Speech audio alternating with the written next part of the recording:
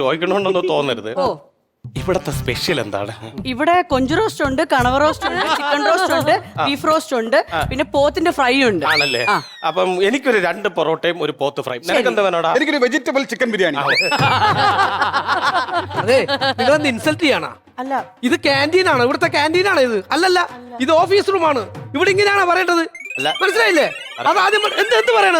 Insulting അല്ല ചെയ്യണം. നിങ്ങളുടെ മുമ്പിൽ വെച്ച് നമ്മൾ ഇൻസൾട്ട് പ്രിൻസിപ്പളാ ഞാൻ. ചിക്കൻ ഫ്രൈ ഉണ്ട്, അതാണ് പറയേണ്ടത്, അതല്ല പറയേണ്ടത്. പിന്നല്ല, അവരിവിടെ സ്പെഷ്യൽ ആയിട്ട് എന്ത് ക്ലാസ് ഉണ്ടെന്ന് അവര് ചോദിച്ചത്. മനസ്സിലായില്ലേ? അല്ല സാറേ, നമ്മൾ ക്യാൻറ്റീനിൽ എന്തുണ്ടാന്ന് ചോദിച്ചത്.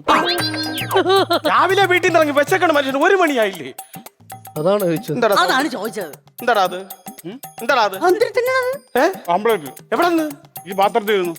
അയ്യോ, ഞാൻ ചോറിന്റെ കൂടെ തിന്നാ അങ്ങോട്ട് ഓംലെറ്റ് രാവിലെ ചോറ്റ് മാത്രം.